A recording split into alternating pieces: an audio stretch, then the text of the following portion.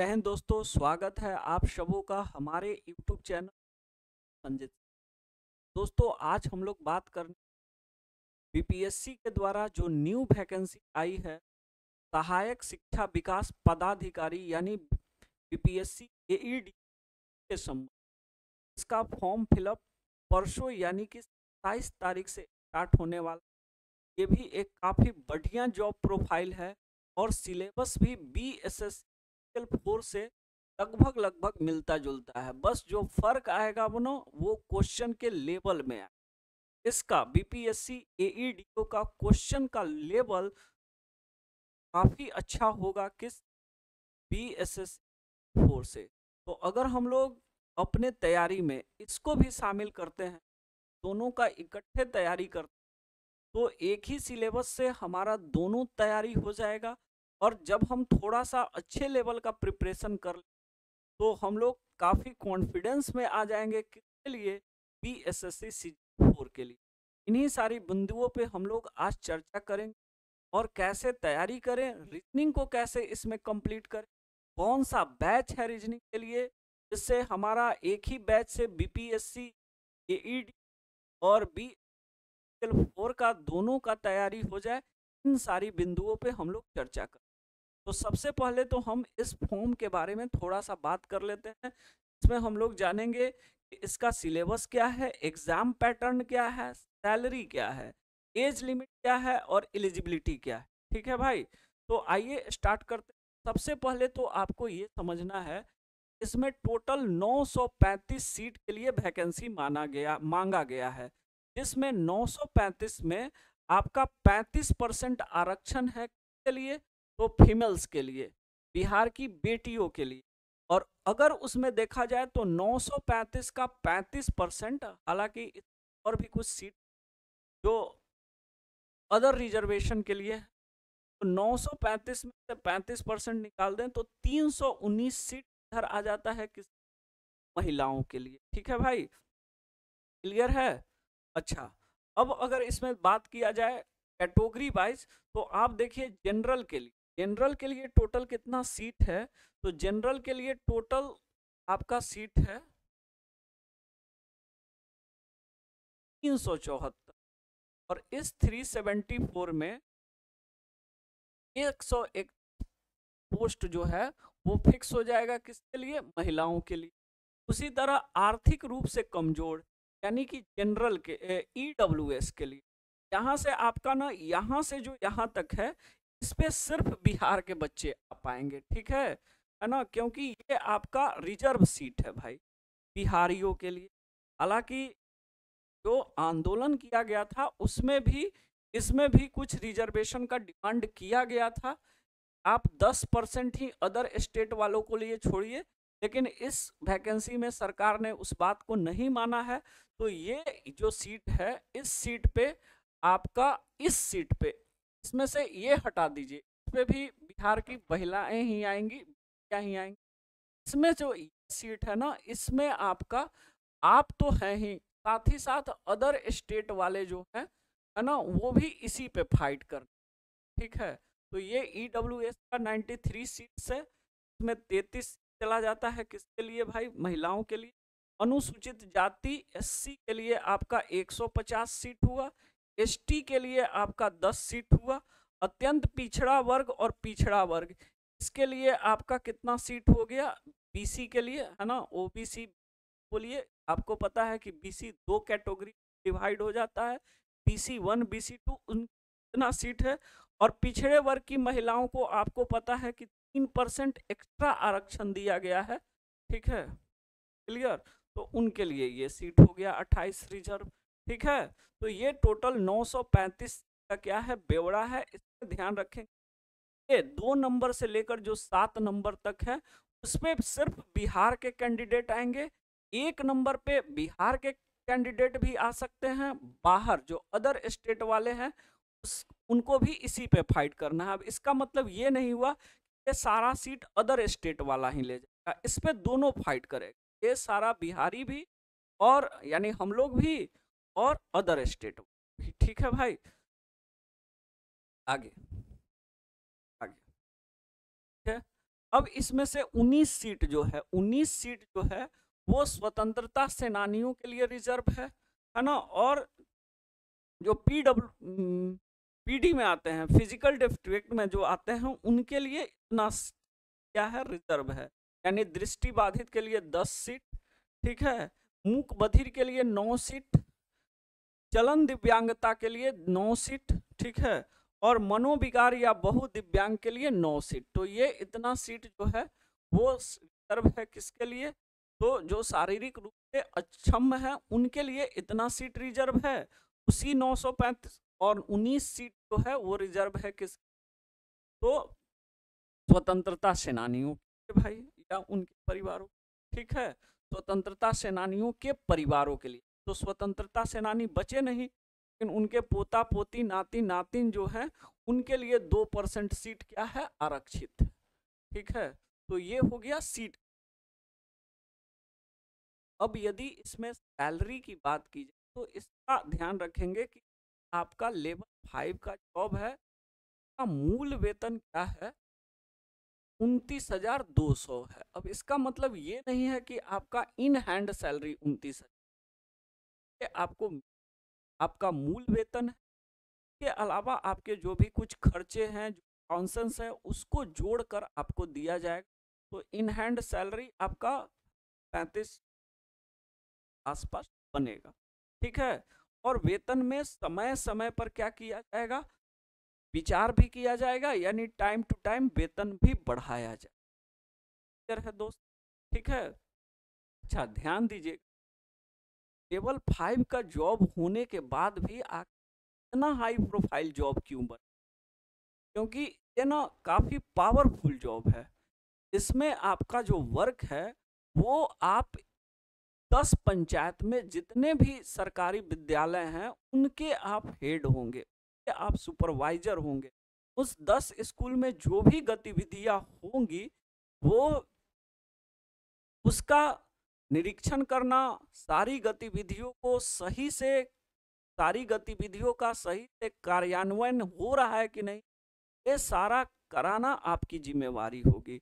जैसे स्कूल में पढ़ाई सही से हो रहा है, स्कूल में जो मिड डे मील योजना है वो सही से चल रहा है कि नहीं, साइकिल योजना के तहत साइकिल का वितरण सही से हो रहा है कि नहीं, कहीं कोई हेडमास्टर साहब, प्रिंसिपल साहब साइकिल का पैसा दबा तो नहीं ले रहे हैं, स्कूल में पोशाक योजना सही से चल रहा है कि नहीं। तो स्कूल में जितने तरह की योजनाएं हैं इंक्लूडिंग पढ़ाई, कोई शिक्षक सही से पढ़ा रहा है कि नहीं, समय पे सिलेबस खत्म हो रहा है कि नहीं, है ना।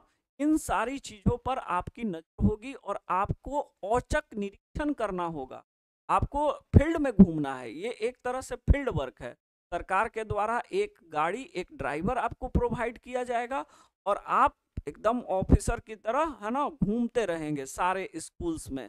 10 पंचायत का हेड बनाया जाएगा, 8 से 10 पंचायत का।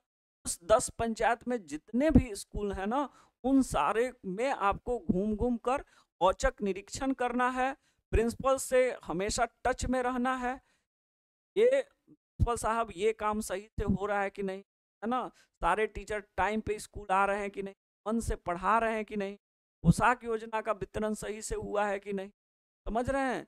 इन सारे का आपको जायजा लेना है और इसको सही से क्रियान्वित कराना है। आप समझिए आपके ऊपर कितनी बड़ी रिस्पॉन्स, अगर आप मन से, है ना, मन में बिना कोई लालच रखे अगर आप सही से काम कीजिए तो आप समझिए कि आप उस 10 पंचायत, एक पंचायत में 25 होते होंगे, 10 पंचायत में मिनिमम 200 मैक्सिमम तो स्कूल तो होंगे, है ना। और एक पंचायत में भाई 5-7 गांव होते हैं, 10 पंचायत का मतलब हो गया भाई 50 से 70 गांव के बच्चों का भविष्य आप पे टिका हुआ है। अगर आप उस सारी योजनाओं का सही से अप्लाई करवा पाए, खास करके पढ़ाई, है ना, अगर आप उन 200 पंचायत के सभी स्कूलों में सही से पढ़ाई ही करवा दिए तो उन बच्चों का फ्यूचर संवर जाएगा। लेकिन आपके मन में लालच आ गया, भाई ऊपरी इनकम भी बहुत होने वाला है लेकिन उस पर ध्यान नहीं देने वाला है, देना है, सॉरी, ठीक है। समझ रहे हैं ना, ऊपरी इनकम कितना ज्यादा होने वाला है ना, अगर आपके मन में लालच आ गया तो। लेकिन लालच आएगा तो आप 50 से 70 गांव के बच्चों का भविष्य बर्बाद कीजिए और उनका बदुआ लगेगा आपके ऊपर।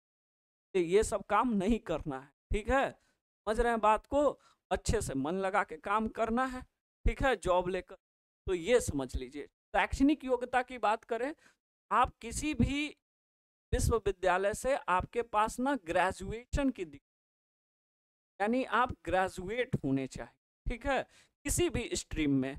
आप साइंस ग्रेजुएट हैं कि आर्ट्स ग्रेजुएट हैं कि कॉमर्स ग्रेजुएट हैं, बीटेक किए हैं, डजंट मैटर, आपके पास ग्रेजुएशन या उसके समकक्ष की डिग्री होनी चाहिए। अगर उम्र सीमा की बात करें तो इसमें मिनिमम एज है 21 ईयर्स का और मैक्सिमम एज है 37 ईयर का। किसके लिए? तो अनारक्षित पुरुष के लिए, है ना, अनरिजर्व्ड। यूआर कैटेगरी के जो पुरुष हैं उनके लिए 37 साल। हालांकि एज में कुछ विशेष समुदायों के लिए रिलैक्सेशन भी दिया गया है, उस पर भी हम बात कर, ठीक है। पिछड़ा वर्ग या अत्यंत पिछड़ा वर्ग ओबीसी में जो आते हैं, बीसी में जो आते हैं, उनके लिए पुरुष और महिला दोनों के लिए 40 वर्ष और अनुसूचित जाति जनजाति के लिए कितना वर्ष? 42 वर्ष। ये है आपका क्या एज, मिनिमम 21, मैक्सिमम 37 से 42। आप किस कैटेगरी में आते हैं वो आप देख लेंगे भाई, ठीक है। एज में अगर हम रिलैक्सेशन की बात करें तो यदि आप बिहार सरकार के पहले से कर्मचारी हैं, है ना, जैसे आप बीपीएससी टीचर में आपका सिलेक्शन हुआ है, लेकिन भाई उसमें तो आप किसी एक स्कूल में वो भी टीचर बन के रह रहे हैं, आपके ऊपर आपके हेडमास्टर साहब हैं, आप चाहते हैं कि नहीं हमको ना पावरफुल बनना है, हमको 25 स्कूल का हेड, सॉरी 200 से 300 स्कूल का हेड बनना है, ये जॉब। अब इसमें अगर आपका एज खत्म हो चुका है तो बिहार सरकार के द्वारा आपको क्या दिया जाएगा? 5 ईयर का छूट दिया, यानी 37 है तो 42 हो जाएगा, 42 है तो 47 हो जाएगा। लेकिन इसमें भी है आप 5 बार से आपको, है ना, 5 बार से अधिक अवसर नहीं दिया कोई भी एग्जाम देने के। ये जो है ना, ये वाला हर एग्जाम में दिया जाता है, बीपीएससी भी दे सकते हैं, एज खत्म हो गया है तो, लेकिन कोई भी 5 ही बार दे सकते, ठीक है भाई। इसके अलावा दिव्यांगों को 10 वर्ष का छूट दिया गया है, तो ये कुछ छूट दिया गया है ना, ये कुछ छूट का प्रावधान है जो किसी खास वर्ग को दिया गया है, ठीक है। चलिए अब हम आगे बढ़ते हैं, अब बात करते हैं चयन प्रक्रिया की। भाई इसकी चयन प्रक्रिया की बात करें तो आप देखिए आपका 3 पेपर है, एक सामान्य भाषा, एक लैंग्वेज का पेपर है। लैंग्वेज में इंग्लिश 30 मार्क्स का होगा और हिंदी 70 मार्क्स का होगा। लेकिन ये जो है ना, ये क्वालिफाइंग पेपर है और इसमें क्वालिफाई करने के लिए मिनिमम आपको 30% आना चाहिए दोनों लैंग्वेज में, यानी हिंदी में 70 का 30%, है ना, और इंग्लिश में 30 का 70%, ठीक है, 30 का 70%, ठीक है, यानी ये हो जाएगा कितना? आओ भाई, 30 का 30% लाना है, यानी 9 नंबर लाना होगा किसमें? इसमें, और 21 नंबर, 70 में 21 नंबर लाना होगा हिंदी में और 9 नंबर लाना होगा किसमें? इंग्लिश में। तभी आपका, इससे आपका मेरिट नहीं बनेगा, लेकिन ये आपका क्वालिफाइंग पेपर है, इसमें क्वालिफाई नहीं करेंगे तो आपका ये दोनों कॉपी ही चेक नहीं, कॉपी चेक ही तभी होगा जब इन दोनों में आप क्वालिफाई करेंगे। अब आपका मेरिट इन दोनों से बनेगा, जिसमें 100 मार्क्स का आपका क्या है भाई? जीके जीएस है और 100 मार्क्स का क्या है? मैथ रीजनिंग, ठीक है भाई। दोनों में 100 क्वेश्चन होंगे, दोनों के लिए आपका 2-2 घंटा समय निर्धारित किया गया है। 100 क्वेश्चन जीके के लिए 2 घंटा और 100 क्वेश्चन मैथ रीजनिंग के लिए 2 घंटा। अब यहाँ भी देखिए, यहाँ भी टाइम मैनेजमेंट करना होगा। 100 क्वेश्चन जीके का 2 घंटा, ठीक है। हमको लगता है कि बच्चा इसको पहले ही बना के रख देगा, लेकिन इसमें मैथ रीजनिंग में कैलकुलेशन है, कैलकुलेशन में भी 100 क्वेश्चन के लिए आपको 2 ही घंटा देना है। तो अभी से टाइम मैनेज करके चलना होगा, इसमें तभी हो पाएगा। और यही 200 पे आपका मेरिट बनना है। और ये एक ऑफिसर ग्रेड का ऐसा एग्जाम है जिसमें ओनली एक एग्जाम से आप क्या बन सकते हैं, ऑफिसर। वो भी कैसा, तो ऑब्जेक्टिव एग्जाम से। ना इसमें मेंस का झंझट है। बीपीएससी का ये शायद पहला एग्जाम है जिसमें बिना मेंस, बिना इंटरव्यू के, और ओनली एक एग्जाम, वो भी सिर्फ और सिर्फ ऑब्जेक्टिव से आपको क्या बनाया जा रहा है दोस्त, ऑफिसर बनाया जा रहा है। तो काफी अच्छा मौका है आपके पास, ठीक है भाई, काफी अच्छा। अच्छा, इसमें ना आपका मिनिमम क्वालिफाइंग मार्क्स, ये 200 का जो पेपर है, इसमें 200 का अगर कोई जनरल कैटेगरी से है तो 200 का 40% अगर लाता है, ठीक है, तो ही उसको आगे, अगर 200 से का 40% यानी 60 मार्क्स से कम है, 200 का 40%, सॉरी 80 नंबर, 200 का 40% यानी 80 नंबर से अगर कम है और वो जनरल कैटेगरी में है तो उस पर विचार ही नहीं किया जाएगा। खैर, ये तो भाई जिसको जॉब लेना है उसको इस पे तो देखना ही नहीं है, क्योंकि आपको भी पता है कि कोई जनरल से होगा तो 200 में 80 नंबर पे भले ही वो क्वालिफाई कर जाएगा लेकिन उसको जॉब नहीं होगा, उसका मेरिट थोड़े ना बनेगा, 80 नंबर थोड़े ना कट ऑफ जाने वाला है, वो भी 200 में ज़्यादा जाएगा भाई, ठीक है। तो बस ये ऐसे ही रख दिया गया है कि 40% से कम आया तो विचार ही नहीं, लेकिन आपको भी पता है कि 200 में 40% पे मेरिट थोड़े ना बन, ठीक है। चलिए आगे बढ़ते हैं, ठीक है। अब अगर इसमें हम बात करें तो इसमें 1/3 क्या है, निगेटिव है, यानी एक क्वेश्चन के लिए जहां आपको 1 मार्क्स दिया जा रहा है, वहीं एक क्वेश्चन गलत होने पे 1/3 है ना, आपका क्या हो जाएगा, कट हो जाएगा भाई, ठीक है। क्लियर है, समझ रहे हैं बात को। इसके बारे में हमने आपको पहले ही बता दिया, अगर हिंदी और इंग्लिश में क्वालिफाई नहीं करेंगे तो आपका पेपर ही चेक।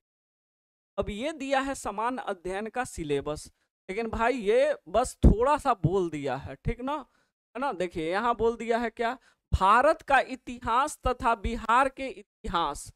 अब बोल दिया है ना भाई, आपको बोलेगा सर 4 लाइन का तो सिलेबस है, भाई 4 लाइन का नहीं है, आपको पूरा इंडियन हिस्ट्री और पूरा क्या पढ़ना होगा, बिहार का हिस्ट्री पढ़ना होगा, ठीक है, पूरा भूगोल पढ़ना होगा, साथ ही साथ बिहार का भूगोल पढ़ना होगा, ठीक है, समझ रहे हैं। भारत की राज्य व्यवस्था यानी पॉलिटी पढ़नी होगी, आर्थिक व्यवस्था यानी इकोनॉमिक पढ़नी होगी, समझ रहे हैं। और सारा चीज इंडिया का तो पढ़ना ही है, बिहार का भी पढ़ना है, ठीक है। ये है मैथ और रीजनिंग का सिलेबस, जिसमें यहाँ तक है किसका सिलेबस, मैथ का, और यहाँ से शुरू होता है दोस्त रीजनिंग का सिलेबस, जिसमें सादृश्य का मतलब एनालॉगी। अब आपको पता है एनालॉगी 4 प्रकार का है, नंबर, लेटर, फिगर और वर्ड। अब सिर्फ एनालॉगी बोल दिया मतलब आपको चारों चैप्टर पढ़ना है, ठीक है। समानता एवं भिन्नता, स्थान कल्पना, ठीक है, स्थान अभिविन्यास, समस्या समाधान। अब ये समस्या समाधान में ही आपका 5-6 चैप्टर आ जाएगा। समस्या समाधान में आपका पूरा पजल सिटिंग अरेंजमेंट आ जाता है, रैंकिंग आ जाता है, बहुत सारा चैप्टर आ जाता है, ठीक है। दृश्य विश्लेषण और दृश्य स्मृति में ही बहुत सारा चैप्टर आ जाता है, ठीक है। तो कहने के लिए, और पूरा गैर शाब्दिक श्रृंखला का मतलब पूरा नॉन वर्बल, तो कहने के लिए छोटा सिलेबस है लेकिन है इसमें बहुत कुछ, ठीक है। और वो आप नहीं समझ पाएंगे, वो हम आपको समझाएंगे। तो ये है रीजनिंग का छोटा मोटा सिलेबस, लेकिन ये कहने के लिए छोटा है बहुत मोटा। खैर, तो ये 200 है ना जीके, 100 नंबर का जीके जीएस इंक्लूडिंग करेंट, और 100 नंबर का आपका क्या है, मैथ प्लस रीजनिंग। ये 200 पे आपका मेरिट बनने वाला है। एक एग्जाम से आप ऑफिसर बनने का सपना साकार कर सकते। अब इसमें हम लोग बात करेंगे किसके बारे में दोस्त, रीजनिंग के बारे में। सर रीजनिंग कैसे कंप्लीट होगा, तो इसके लिए ना दोस्त हम एक यूट्यूब पे BSSC CGL 4 का और बैच चला रहे हैं, बिल्कुल free of cost, BSSC CGL 4। अच्छा, आपको एक तीर से 3 निशाना करना है, CGL 4 का भी इंटर लेवल का भी और बीपीएससी एईडीओ का भी। अब आप देखो, अगर कोई बच्चा बीपीएससी एईडीओ लेवल का तैयारी कर ले रहा है अच्छे से, क्योंकि इसमें ना क्वेश्चन का लेवल थोड़ा अप होगा, उससे इजी क्वेश्चन आएगा बीएसएससी सीजीएल में, बीएसएससी सीजीएल में, है ना, और उससे थोड़ा डाउन क्वेश्चन रहेगा किसका, इंटर लेवल। तो अगर हम ना एकदम जीरो लेवल से चलते हुए ये बीपीएससी एईडीओ लेवल की तैयारी कर लेते हैं तो हमारा ऑफिसर बनने का सपना तो साकार ही हो जाएगा, साथ ही साथ हमारा ये दोनों भी क्या हो जाएगा, क्लियर हो जाएगा, है ना। तो क्यों ना हम एक ऐसा बैच करें जिससे एक बैच से एक तीर से हमारा 3 निशाना लग जाए, अलग अलग, एक बार सीजीएल का पढ़ना है, एक बार एईडीओ का पढ़ना है, एक बार ये। अरे यार ऐसे थोड़े ना होता है, समझ रहे हैं। और इसका भी एक मेन बात तो बताना भूल गए कि जो बीपीएससी एईडीओ है इसमें भी सभी कैंडिडेट के वो किसी भी कैटेगरी से आए, उनको फॉर्म फिलअप करने में मात्र 100 रुपया लगेगा। फॉर्म किस दिन से फिलअप हो रहा है, तो ध्यान रखेंगे, फॉर्म फिलअप हो रहा है दोस्त